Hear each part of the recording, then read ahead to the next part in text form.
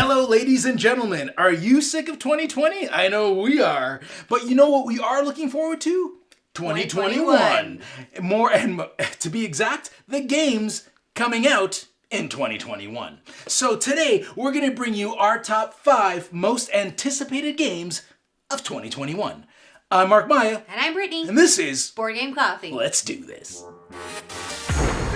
Get back here this instant! Thank you. Oh, I love you too. I couldn't have done it without you. Thank you. Thank you. All right, now before we get started, Brittany, I'd like to bring attention to the people, to you, that our top 5 Christmas gift guide. I'll admit that video ran a little long. And why I have a tendency to ramble when I get excited and I just keep going and going and going and now. And going. Yeah, for example, we started this video and we still haven't even brought up what our top 5, our number 5 top game or most anticipated game of 2021 is. So how about I stop talking and we get to number 5 right now. And our number 5 is Power Rangers deck building game from Renegade Studios. That is correct. The Power Rangers deck building game. And which was brought to us by the same designer who brought us the DC deck building game and Heavy Hitters. Giant Killer Robots, GKR Heavy Hitters. And we love both those games. Actually, I think the DC deck building game is made on another top 5, Yeah. I think, competitive games for That couples. was one of the first games we played together as a couple. And Heavy Hitters, we had a review for that where you can check that out. But we're not talking about those. We are talking about Power Rangers deck building game. Now, not a huge fan of the title, but it's not bad. It's better than DC deck building game. I don't know why it is, but just feels better. But anyways, we are huge fans of the Power Ranger deck building game. I was pleasantly surprised by it. Mm-hmm. I wasn't expecting to enjoy it as much as I did, and I got to the table and I wanted to play more and more and more. And here's the thing. Let me interject. We have a prototype. We actually have a prototype of the Power Rangers deck building game, where all the other games on the list we do not have, and we've only maybe sampled a bit when we were at like a con last year. Yeah. But we actually have Power Rangers. So that's part of the reason it's actually number 5 on the list. Not because we like it any less, it's just because we can go play it right after this recording if we want. Yeah. And maybe we will, because we quite enjoy it. You can actually check out our preview video, where I can't help but gush over the game, even though it's not a review video. You'll have to see the video to check it out, and you'll understand. But we really dug Power Rangers, and I remember reading the rule book and being like, Brittany, you're gonna love this. Mm-hmm. And I'm not a Power Rangers fan. So here's the thing. You don't have to be a Power Rangers fan to like this. But if you even know about the Power Rangers, or you like kind of like that superhero idea or the idea of a super team. Because honestly, I like the idea of Power Rangers more than I like the show. I was too old for the show, so it didn't really stick. But the game got you reading the comics. It did. Which is interesting. I've been just ripping through those comics. Like, I've gone through 8 volumes since the recording, like 8, not comics issues, but like the trade paperbacks. I've gone through 8 of those since we recorded that video. Mm-hmm. I've been just like crushing them, and they're great. Yeah. They're great. What I think is cool about the game is the characters. I think that the Power Rangers play a little bit differently than the bad guys. Oh yeah, because the villains have like, they strangely enough, the villains are all about teamwork. Right? the more villains you get, their powers they build. Yeah, they have passive powers that kind of stack on top of each other. So one might let you, I never played the villains, you did. I love playing. But it's the like villains. you can like draw more cards or get more energy or etc. etc. And every time you get a new villain, those they don't overwrite each other. You just get all of them. You get all those abilities.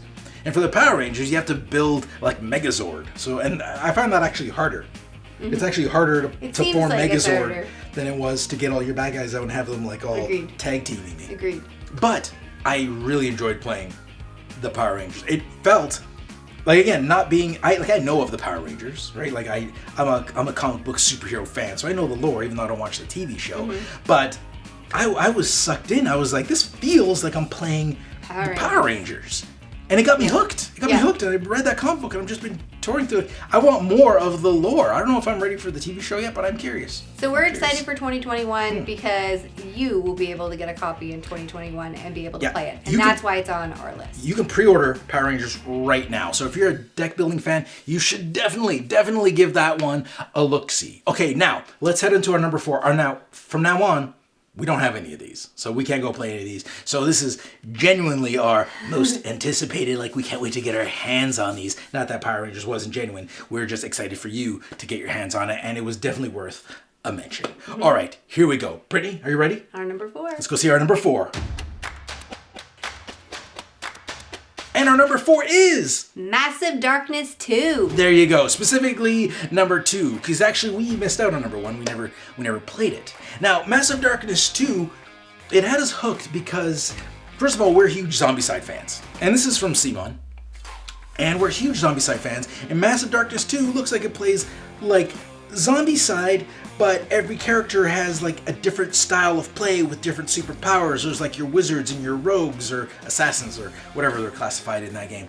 But we love dungeon crawling games, and we like Zombicide. That's why Black Plague is our favorite Zombicide game.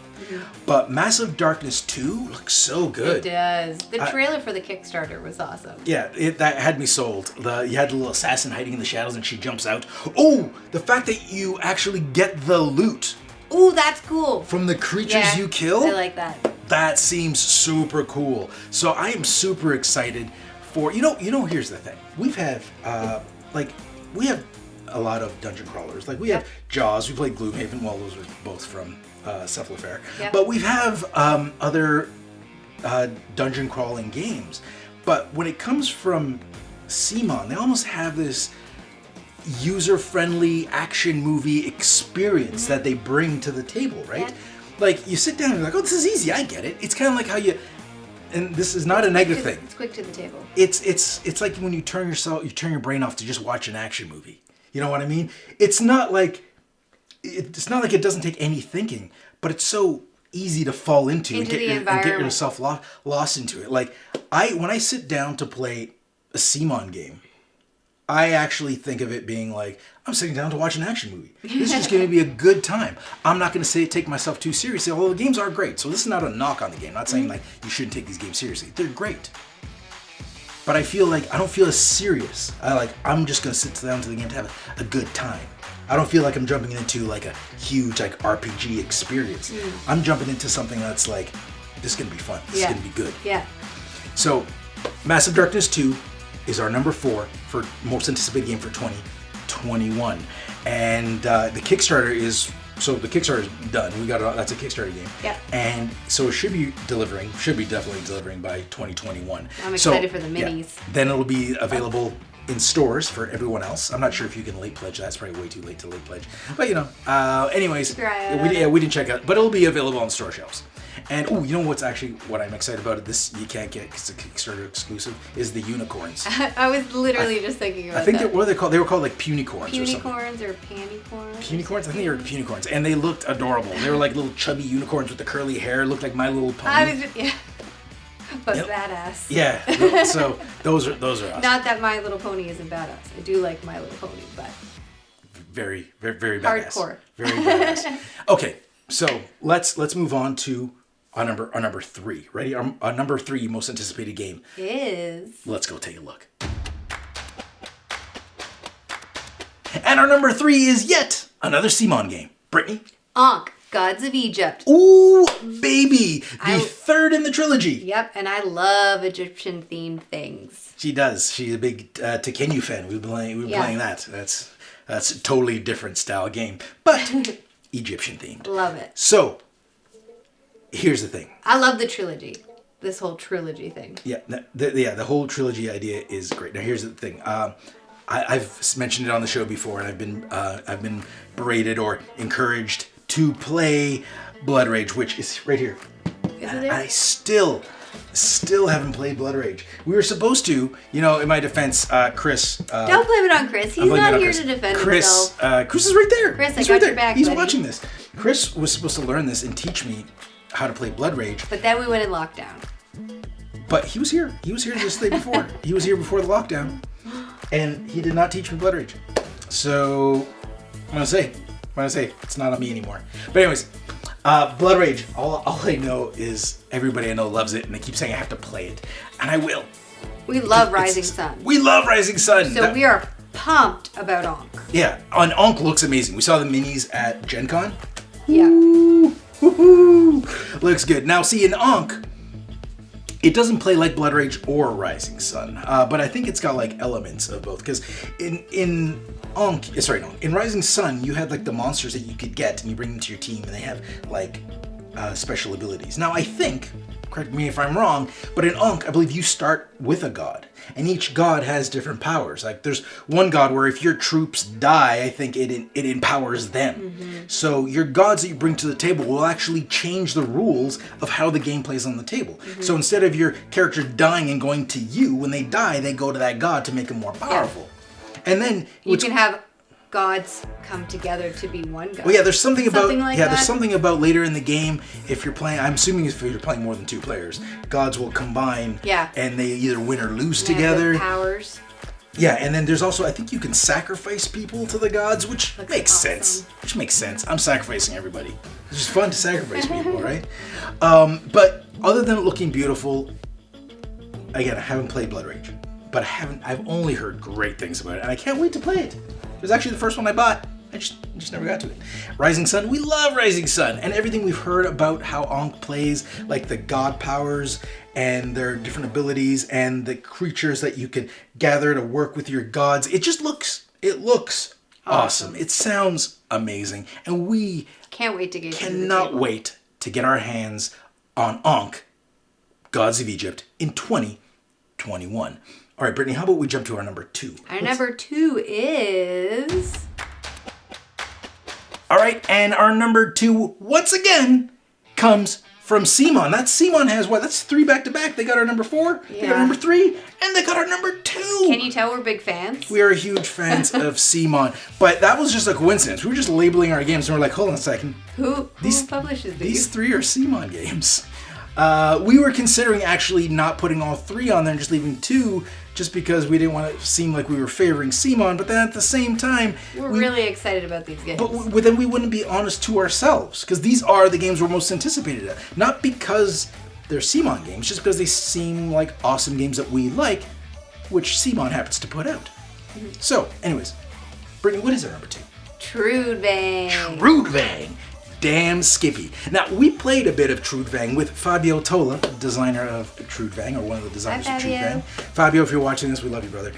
We played, Fabio walked us through, gave us it's really nice when you get a private walkthrough of the game with the designer. That's pretty sweet. Mm-hmm. But he walked us through, and I think we amazed him with how terrible we did. I think it's like you went one way, we didn't agree on anything. In like the first round. We didn't agree on anything. Brittany's like, I'm going here, I'm going to push this. And I was like, no, Brittany, don't push it. And then she pushed it, and like, it's just terrible things happen, and we're like...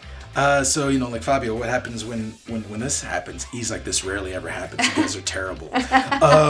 But it was fun. We had a good time. Yeah. So here's the thing. I don't mean this as a negative. I don't mean to step. So this is not stepping on anybody's toes. But we are huge fans of like story-driven games that are, especially when they have like a choose-your-own path. Love it. Type of. We love those. Yep. And we're huge fans of like Tainted Grail.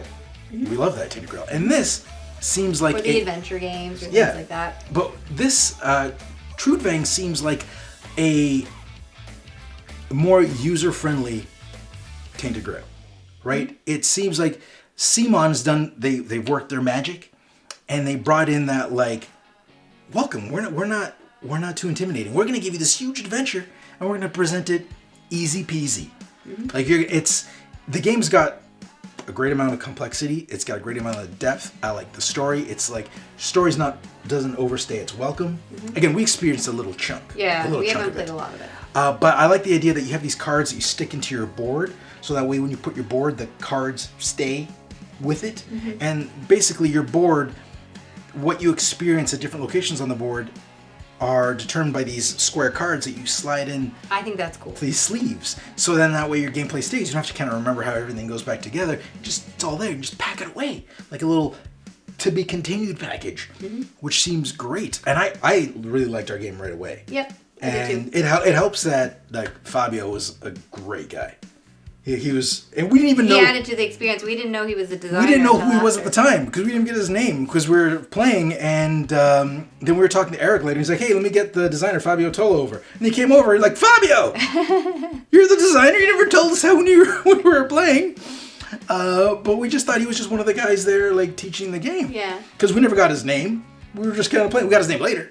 But yeah, it was great. Trudvang. I am so pumped. I'm pumped too. To sit down for some Trudvang action. Yeah. Because here's the thing. I can see this being on our next top 5 cooperative games for couples. Because you can play co-op. Like me and Brittany are gonna go. We're gonna tag team some dragons. We're gonna take them out. And we're gonna do what I might have to save Brittany because based on her last playthrough, we're either both gonna be dead. Or I'm gonna be running for our lives to save us later.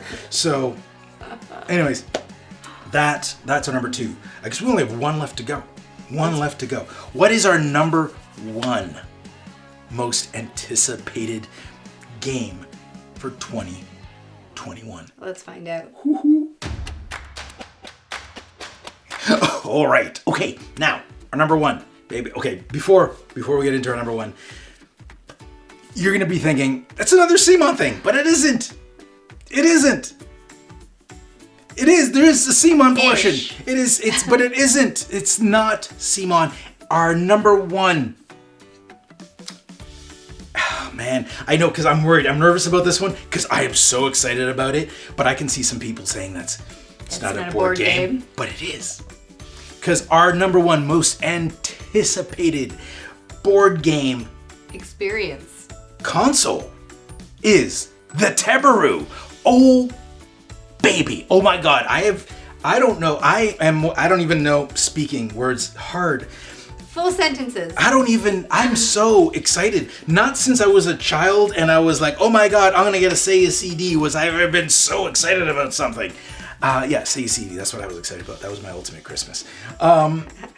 But I'm so pumped over the Tebaru, brought to us by Explored. Now, why I said there's a CMON element to it is because the demo we played, that we loved. We loved the demo. And we played this at Gen Con. We played it at Gen Con. The demo we played had the next, or one of the next Zombicide games on it. Now, it's a Zombicide game specifically for the Tebaru. But now, see, the Tebaru was going to come out in 2020, but you might have noticed 2020 didn't go as anybody has planned. So, we're looking forward to it in 2021. Now, here's the thing with the Tebaru. It's awesome. Now, there's going to be multiple games for the Tebaru because it's a board game console. You basically put this flat piece of cardboard down that's got like servos and things that read stuff, and it feeds into this little tiny motherboard that connects to your iPad that you put at the end of the table, and it connects to your phone. So everybody's phone is their own personal interactive tableau, and it works flawlessly. Like, it's awesome. Yeah. The dice you roll. Yeah, I was going to say, to be clear, this is not a video game. No, this is an added experience to your board game. Well, yeah, and you have to buy board games specifically for the Tebaru. Yeah. But it's great. Like, and they're trying to keep the cost down to like $100 or whatever. I can't remember what. Like, things have changed. I don't know if that's the thing. I don't know if that's 100 American. I'm assuming everything's in American. We're Canadian, by the way. Anyways, we actually don't know the price, so just scratch that whole thing that Mark just We don't. Well, I think I heard things, but anyways, they're trying to keep it affordable. They are trying to keep it affordable. That's all you need to know. So, but the demo we had with Zombicide, because you basically put your game board on top. So you are still playing on a board. You're still playing with minis. Not these are from Tidal Blades. But you are still playing with minis on the board. And as you move them around, you hear little footsteps. And if you've played a Zombicide game, you know that when you open a door, you flip over cards and they tell you what zombies are inside. Some Zombicide games. But with the Tebaru, you open the door and it tells you these zombies are inside, and then you hear the and then the story that goes with that room. Yeah, which is really cool. And it goes back to what we were saying, how we love like choose your own adventure type of things. Because there was a guy like he was hanging. Yeah, he was in trouble. He was surrounded by zombies. We went in there, slaughtered zombies, and as we killed the zombies, like it knows that we killed zombies because it's tracking everything. So because the dice you roll are actually like. They're attached to the system. There's special dice you get with the console, and it knows to the system knows to read what games face up. So if you rolled a 6, it knows you rolled a 6, and it'll kill the zombies accordingly. And, or whatever, I don't remember what you have to do to kill zombies in Zombicide anymore. But here's the thing, you kill the zombies and then the story changes and the character that was in trouble, he's like, hey, thanks for helping me, I'll do this or this. You want option A or option B? Or do you want to help me to do this or help me to do that? Or do you want to help me or not want to help me? You get these options, and then what you choose changes the outcome of the story.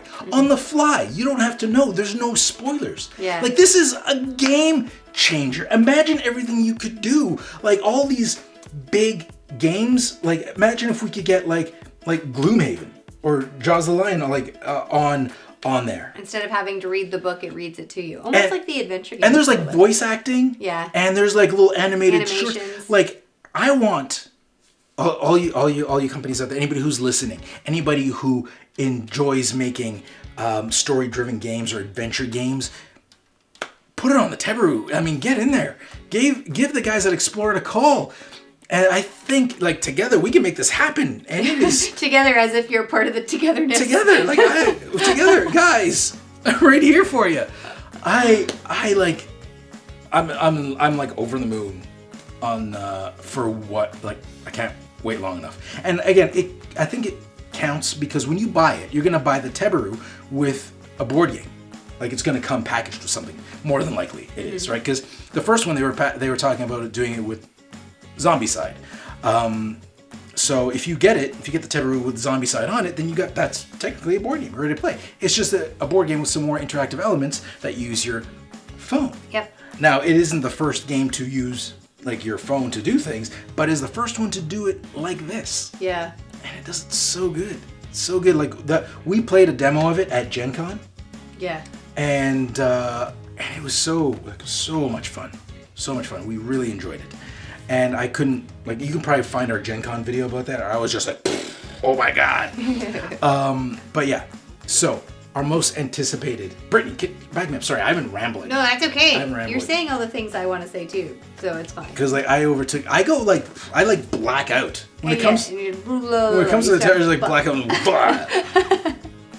But I am so pumped over the Tebaru. Like, I think it adds to the experience. So if you're one of those gamers that are usually the one who reads the storylines for your guests, this allows you to be like the guest listening to the story. So it kind of keeps you in the game instead of having to take you out of it to go and get that rule book, which I think is awesome. Oh yeah, because the game is the dungeon master or the game master. Yeah. Right. And what's great about it is, and then the voices really add to it too, because it feels like you're actually in this environment. You're in the board game. And you can do things that you couldn't do in a board game, or as easily, wouldn't be as clean. Like, for example, when you're in the Zombicide game we played, we were in a store, and there was one side of the store that was a glass window. And because there was zombies on the other side of the window, like the miniatures, and the game knew they were there, those miniatures started banging on the window and trying to get through. So all of a sudden on the display, there's like this health meter for the window. And then when it breaks, they come through. Like, if you could do that in a game normally, sure, you could do it with a Tebaru, but what a mess it would be to track and remember to do that. It was like, oh, did you remember to roll for damage on the window, etc. But this just does it for you, and it's great. Like, you walk into a room and you clear it with zombies, like, okay, that's good. And all of a sudden, zombies fall out of the ceiling. Like, there's no... It just happened. Yeah. And there's an animation for it and sounds. You're like, oh my God, now we're surrounded by zombies. And it's great that the host of the game could partake in an experience without pulling themselves out to be the game master as well. Mm-hmm. And that's like what you said. Yeah. That's great. And you know another bonus, coming out during like an epidemic or a pandemic or COVID. Yeah. While we're all on lockdown, you're going to be able to connect multiple players with Tebarus around the world. Which is cool. Now, can they actually do that? Yeah, I think right now I believe they've tested with up to 2. That's cool. And even 2, that's fine. I'm awesome. Happy with just 2. Because we play with our friends, like, we've had cameras pointed on the board and we've had them on our screens. And we're saying we're moving pieces for each other and rolling dice for each other, or they're rolling their own dice and telling us what they got. But now... we can do it straight off the board. Yeah, everybody, like, I'm just controlling on my board, they're controlling on their board, wherever it is, and it all just syncs up. And I was like, and the game manages everything for you. Mm-hmm. It's fantastic. It's fantastic. Like, he could just keep going on, so I'm going to cut him off. You know what? Well, the thing is, because I come from the video game industry, and so I love video games. And I love board games because we do this board game coffee, and the people that love it. So and bring it together. Mix the two. Anyways, you're right. I am rambling, but I just can't get enough. So that is our number one. Is our number one most anticipated game for 2021. Thank you again for joining us. And you know what? If you want to stay right after here, we're going to have a few bonus things that we're looking forward to that aren't necessarily game related or for whatever reason did not make it on this list, and we'll explain that. And we're going to do that right after this. But if this is all you want to know, then see you next week. Bye. If you want more, here we go. All right, now for our bonus, now these are things that we are excited for 2021 that are board game related, but not necessarily all board games, and different reasons that they're not on this list. Yep. Number one is the Terraforming Mars Big Box. Now, Terraforming Mars is a board game. It's our favorite board game, but we're not excited about Terraform because we already have Terraforming Mars. Yeah, we've played it to death, and we'll play it. Well, not to death. We'll keep playing it, but until I win, then we'll never play she's again. never win. But the big box has the minis. Like, it's got like little 3D printed things. Towers and things to put your cubes in. I'm so excited. And I want to play with that. I'm tired of these. Once I saw that, I was like, Brittany, we're never playing with these flat pieces again. We are only going 3D pieces, and that's it. I was going to order them off Etsy because they looked awesome. But then when I saw the legitimate ones come, like the legit, Terraforming Mars on Kickstarter, I was like, backed day one, right away. Second one, backed. Mm-hmm. Okay, so that's that. Now the other thing that we wanted to put on the list, or most anticipated thing that we did not put on the list, is the Reckoners expansion, which is Steel Slayer. I think it's called Steel Slayer is the expansion. Now, the reason we didn't put that on the list is because we love Reckoners. Yeah. The Reckoners game is great. But it's an expansion. Yeah, but we're talking about the expansion. Like, Reckoners came out, 2 years ago? Maybe? 2 years ago, yeah. And we just played it this year, early this year we played it. And we really liked it. We loved it. We thought it was awesome. And I'm a huge fan of the books. So when the expansion was announced, and it looks like it takes place during the events of book 2, I was like, oh, baby, I am sold. Take me to the Sunken City. I am ready. If you know the books, there are so many spoilers in that Kickstarter video, but if you haven't gone through the books yet, but I'm not going to spoil them here. Just know that we are excited for the expansion. All right. One more thing that didn't make on the list that we were excited about, and that is Masters of the Universe by Simon. Yes. Are you shocked? Simon again. A Master Universe. He-Man. Who does not want... Everybody wants a He-Man game that's just full of He-Man minis. And like I grew up as an 80s kid. Brittany was born in the 80s, so it's a different experience. I was a 90s kid. But the minis, like the little clips they've shown of the minis look awesome. Oh my God. And I can't wait for those. I just want the minis. No, I want the game. But we actually have a friend who called us, saw this game, and he doesn't play board games, and he said, I want to play that with you, which I'm excited for. Yeah. So, yeah. Phil, you actually want to play this, buddy. Game on. Game on. Let's do this. Oh, there's one more. We thought there was one more. Hero Quest. Hero Quest. We are very excited. I play, again, being an 80s kid, I played the original Hero Quest. I am really looking forward to what Hasbro is going to be doing with this new one. Very excited. Anyways, I didn't put that on the list again because I don't know enough about what's new in the new Hero Quest. Yeah. But I love the old one. So anyways, those are just little bonus elements. And now, for sure, we are done. We will see you next week or next year. It depends when this next video comes out. We'll see you in 2021 where Happy New Year. The awesome games are. Happy New Year's. See ya. Bye. Thanks for joining us. If you like this video and you want to see more, subscribe to our channel. It's the best way to keep up to date with everything we do here at Board Game Coffee. But if you want to see more right now, we got plenty of videos to choose from. And if that's not enough, follow us on Instagram, Facebook, and Twitter. I'm Mark Maya, and this is Board Game Coffee. And remember, have fun, keep gaming, be social. See you next week.